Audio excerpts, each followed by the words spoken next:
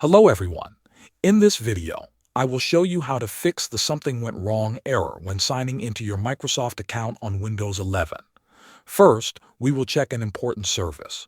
Press the Windows key on your keyboard, then type Services and press Enter. In the list that appears, scroll down until you find Microsoft Account Sign-In Assistant. Right-click on it and choose Properties. In the new window, find Startup Type and set it to Automatic. Then check the service status.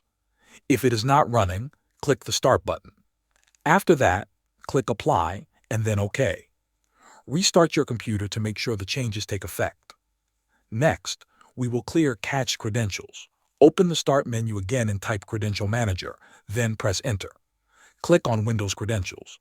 Look through the list for any entries that start with Microsoft Account User. Click on each of these and select Remove.